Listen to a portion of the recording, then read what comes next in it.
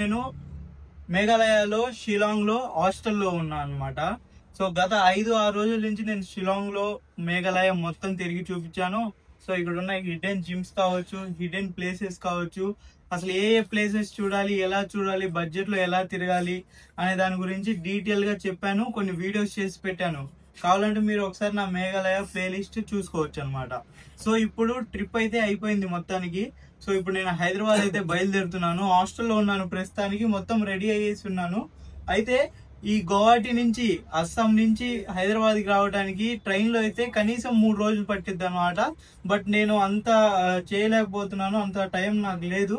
So అందుకనేసి నేను ఫ్లైట్లో వద్దామనేసి అనుకుంటున్నాను.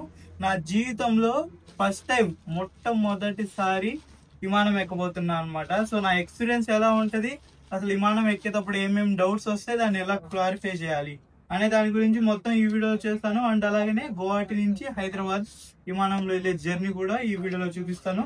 సో వీడియో లాస్ట్ వరకు చూడండి, చాలా బాగుంటుంది. అంటే ఇవి నా బ్యాగులు. సో దీంట్లో 15 kgs కన్నా ఎక్కువ ఉండకూడదు, దీంట్లో 7 kgs అన్నా ఎక్కువ ఉండకూడదు. ఒకటేమో చెక్ ఇన్ లగేజ్, ఒకటేమో క్యాబిన్ లగేజ్ అనమాట.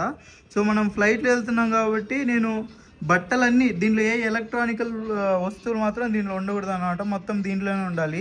సో అందుకని దీంట్లో నా ల్యాప్టాప్, కెమెరా ఎక్విప్మెంట్ ఇవన్నీ దీంట్లో పెట్టాను. ఓన్లీ బట్టలు మాత్రమే దీంట్లో పెట్టాను అనమాట. ఎలక్ట్రానికల్ ఐటమ్ ఏది దీంట్లో ఉండకూడదు. సో అలా ప్యాక్ చేసి